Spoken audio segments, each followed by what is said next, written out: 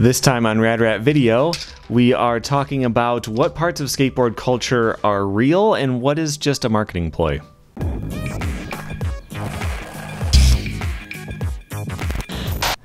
Welcome back to Rad Rat Video, a channel all about skateboarding where we talk about everything we can think of in the skateboarding world. I like to review skateboarding in different forms of media, but today I've got a handful of questions.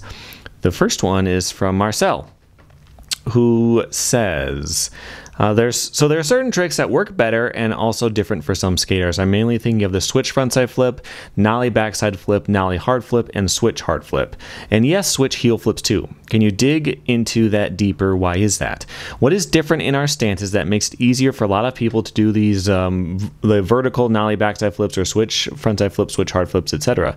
Is it because when we ride in our normal stance, our stronger foot is used to do certain things? Then if we switch it around, some things just become more natural? Does it have to do with the posture of our shoulders and bodies? I really want to see you break this down scientifically because everyone knows that this thing is real, yet nobody knows why.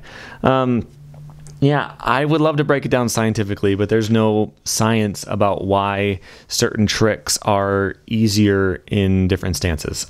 It's a very complicated thing, and I've thought about it a lot. I talk about this fairly often on the channel. It's always a slightly different angle at the question that I'm getting into. So I don't think it's a foot strength thing, but I do think there is something to be said for how you've trained yourself in skating. So for most people, when you learn how to kickflip, your back foot is popping real hard. That's all it's doing. It's just slamming the board into the ground as hard as you can. For me, because my timing was not great when I first started, I'm sure it's the same for a bunch of people. You just slam the board down really hard, and then your front foot, you're sliding and you're flicking. It's very light. Your back foot real heavy, front foot very light. And so if you're going to learn how to switch flip, you might pop kind of light and flick really heavy. And so you do like a more downward type flick. That could be the case. Now the tricks that you picked out, the switch frontside flips for me were not easier. That one was tough. I did learn it, but switch backside flips were what worked more for me just because, you know, my weight's more toward the front and I flip more. So yeah, there's something to be said for the way you train your feet how to do things. And I think there's something to be said also for just like when you learn how to do things switch, you learn it more properly.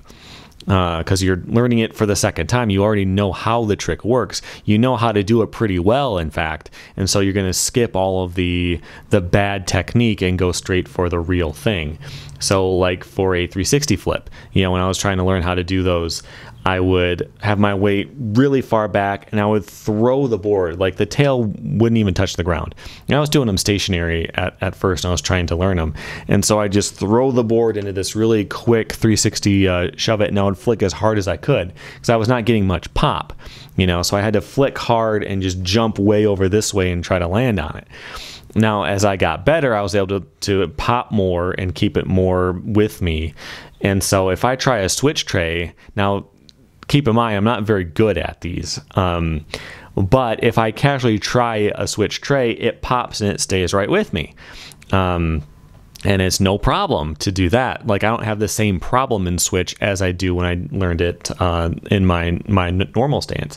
But I think that's because I know the technique. I know how the trick works. And so it makes more sense to me. And also my weight being more on my flicking foot in switch can help me like stay with the board more. So there is something to be said for all that kind of stuff. And the other thing is, like you're talking about, your posture. So if I skate, I'm typically tilted the way I'm going a bit too much. In fact, like if I try to ollie over a gap or up onto something, I'll typically turn a little bit. Like I have to force myself to turn straight and kind of look sideways. My natural way I skate is I'm just like facing the direction I'm going. So in switch, it's kind of like this, like I'm kind of going this way, and you know that means different things for where your feet are and all that kind of stuff. So I'm trying to look at my notes here. How about a fakie back tail? So what I mean by that, I don't think most people would use the same terms I do. A fakie back tail, think of you approach backside, fakie, pop the tail and slide on it. So it's like a fakie ollie to switch back nose, okay? For me, like that seems like it would be kind of easy. If you were to do that off the nose, you roll straight up to it. You can kind of go at a sharper of an angle, pop almost completely straight, just spin a little bit, land in the nose slide, no problem. But doing it fakie, when I was trying to learn how to do that trick, I'm like at this really awkward angle and like looking under my shoulder and trying to like get my body turned straight, and I just couldn't do it. It felt really awkward. And in the times when I did pop and land on it, I had all my weight on my back foot. You want to be a little more like not jammed onto the coping, a little bit more balanced. And I just couldn't do it. And it's just because of the way, like I can pop off the tail easier than off the nose. I can ollie a lot higher that way. But it was harder to get up onto the ledge just because of the angles and the shoulders and all that type of stuff. So yeah, it's really hard to define what stance is. Yeah, that's my current understanding and current beliefs on how that all works out. The next question is from Matthias, who says, why do you think softer Filmer wheels aren't more popular? I understand for skate parks and stuff, but growing up in smaller towns, it sucked trying to ride with wheels you could only really power slide with or do slides. Yeah, I had the same experience. So when I was growing up, the wheels that you could get were either 100A, 99A, or 101A. So like 100 is the top of the scale. You have to switch from the A scale to something else. I don't know. And then so you could go like one each way. 101 is technically off the scale. That's what we had at the time. And so that's the stuff I skated. My driveway that I was skating in all the time was kind of soft, like you would sink into it slightly. So it was like kind of softer, like tarmac, but with a bunch of rocks in it. So like you could roll on it just fine, but if you wanted to land something, you would often like slow down. Like you would land and kind of have to absorb slightly, and you would land a lot slower than you started. And I could never land and slide something out. So yeah, if I had used something a lot softer, it probably would have felt better to skate on there, and I'm not going to be able to slide anyway. Like there's nothing wrong with doing that. But yeah, being able to slide stuff out when you can, if you're at like a skate park with nice polished concrete and you can land something like halfway and just kind of gently slide around the tail, it feels really cool. And you can't do that if it's too soft. The other thing is speed. If you had like perfectly hard, like there's steel, as you rolled, the wheel wouldn't deform at all, and so it wouldn't lose any of your speed to the wheel deforming as it rolls. In fact, when people do 360 contests, like when they're like you just spin 360s on flat, they usually use steel. So that they can spin a little bit further than they would with normal skate wheels. So like, yeah, if they're super hard, you can actually go faster and it's a little bit better. So you lose some speed with more softness, but they feel a lot nicer. So if you haven't tried them, try them at least. All right, next question is from Dante, who says, so everyone knows which street tricks that Rodney Mullen invented, but which freestyle tricks did he invent? In the Bones Brigade documentary, Stacy Peralta said that Rodney was the first person he saw that used every part of his board. I'm guessing he's talking about Primo and Pogos. Does that mean that Rodney invented them? I don't think so. I mean, the Primos were invented by Primo Desiderio. His name's right in there, but that's the Primo slide. There is an ad. It's called The House That Rodney Mullen Built. It's a Plan B ad. This used to make, when I was first getting started and I was online and all the skate forums and stuff like that, people would post this, and it was always cropped to just the list and the little picture of him there.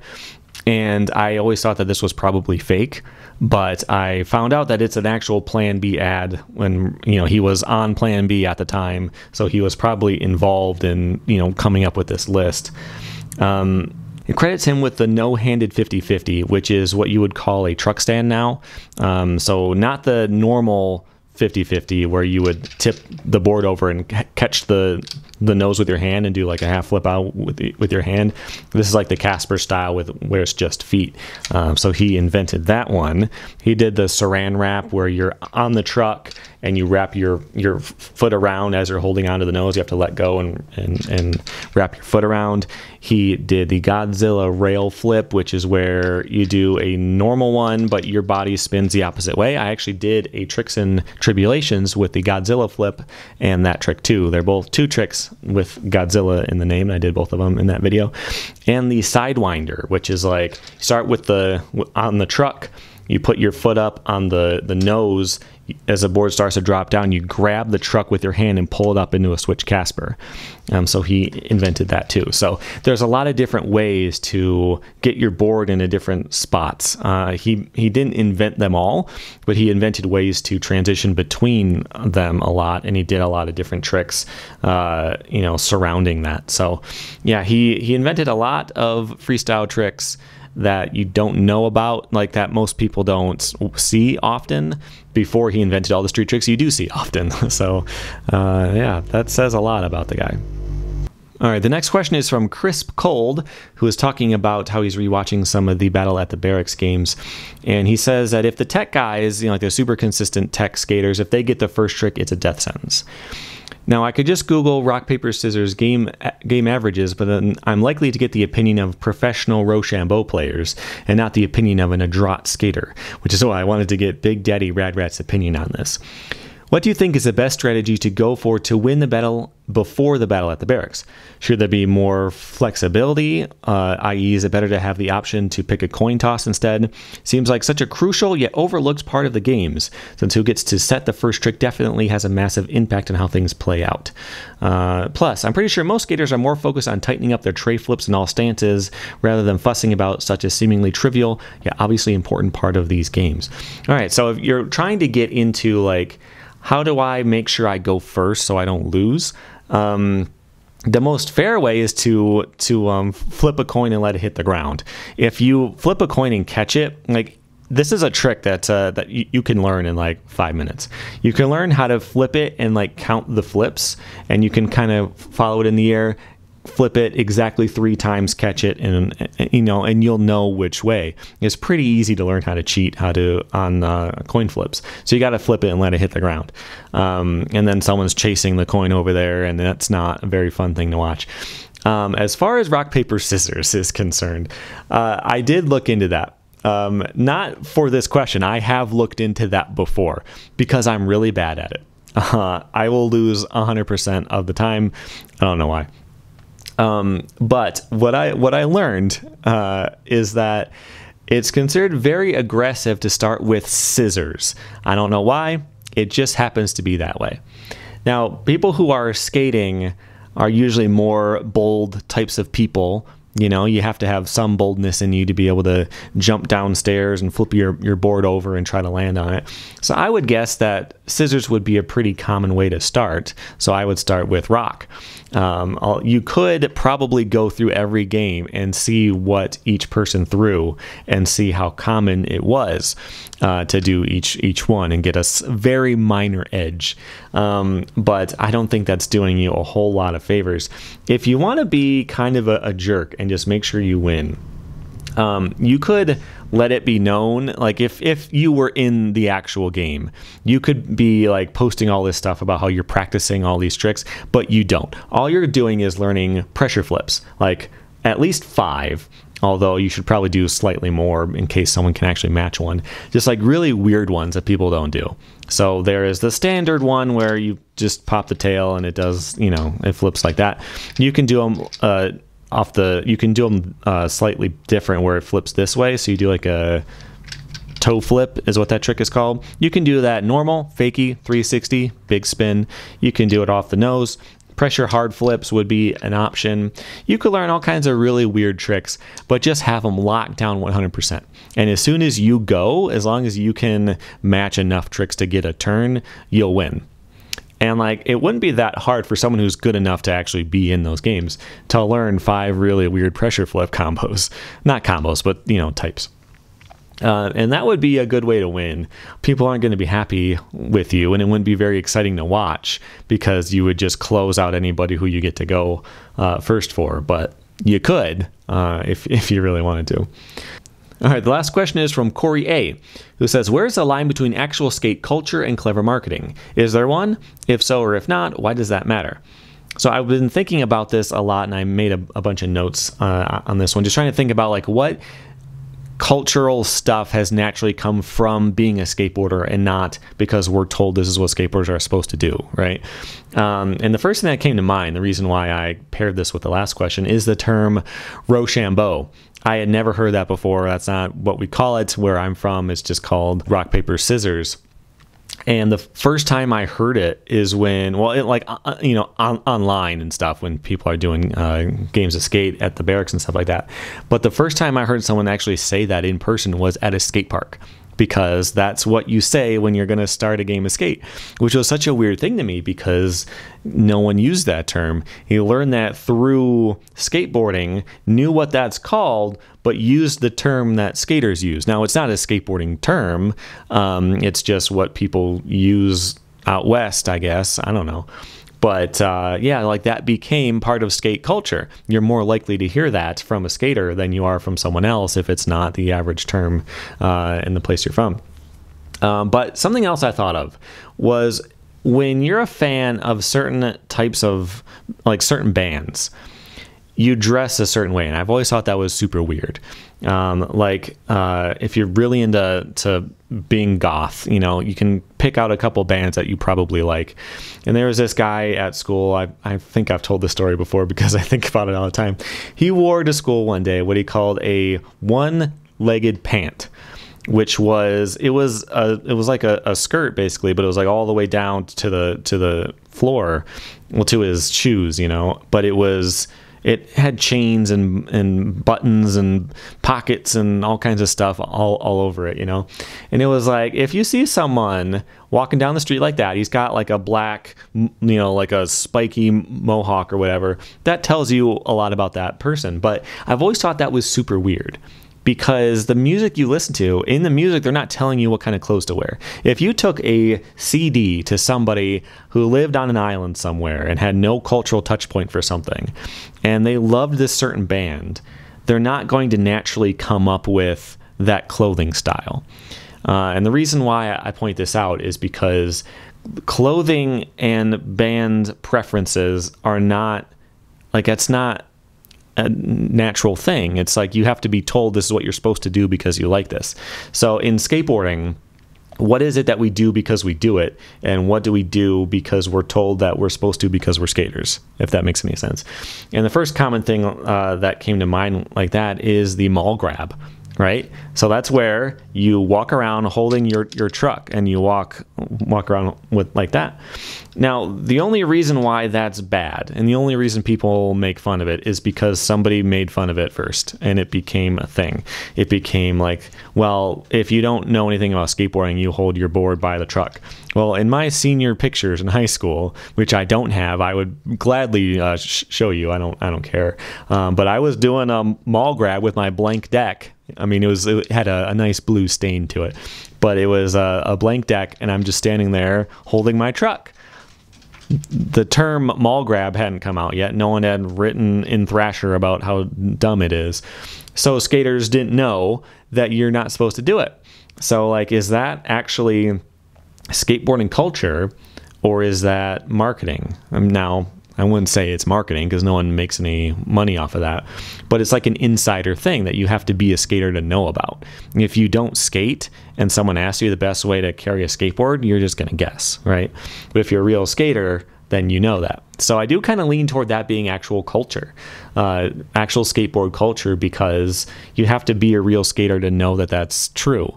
Not a lot of people know that who don't skate, But back to clothing thing, I don't think there's a skate clothing style, like Colt Cannon always wore khakis, there was Corey Duffel. He always wore stuff that looked like it was about to fall apart.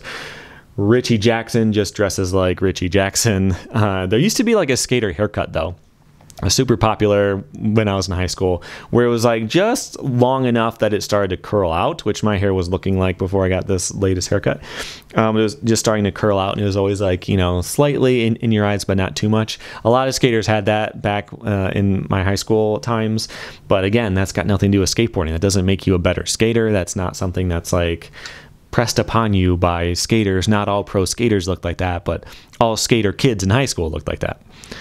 Kind of a weird thing. But actual skate culture is having holes in your shoes. And you can tell who's a skater because you can look at their shoes, and if you can wear skate shoes and not skate, but if you have skate shoes that are damaged in these certain spots, then you're a skater and you know that person skates. Having a favorite fisheye lens. Unless you're really into cameras and stuff, you probably don't know much about a fisheye lens. It's a very specific thing. It's not very commonly used, because it makes stuff look weird. If you take a picture of a person with one, their nose will be huge because it's like that much closer, and like their back of their face will be like further away, so it just makes them look really weird. There's not a lot of times to use that. But with skateboarding, obviously, you can get real close but still see the person's head, so it's a big deal. So yeah, having an opinion on a fisheye lens is part of skateboarding culture. Having busted up shins.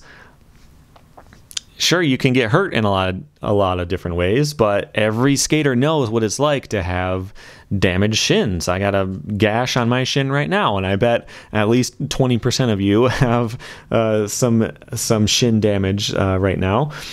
Something else would be seeing a spot and knowing that you could skate it, which is a really interesting one to me because it means that your brain actually works differently. Like if I'm at a place, I was walking down the street. It was in Denver, I don't know. It was somewhere.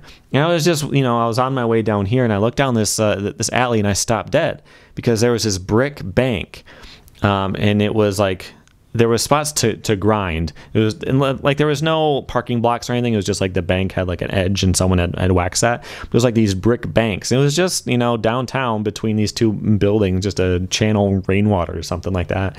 And I literally stopped in my tracks to look at this. I'm like, whoa, that's cool. And I'm with people who are like, what was that? What'd you see? Was there a weird person in that, but between these buildings? No, it's a skate spot. And I know it's a skate spot, and anyone who skates would know it's a skate spot. Art and weed are often part of being a skater too. If you skate, most people I know who skate, actually everybody I have ever really known well who skates, draws somehow.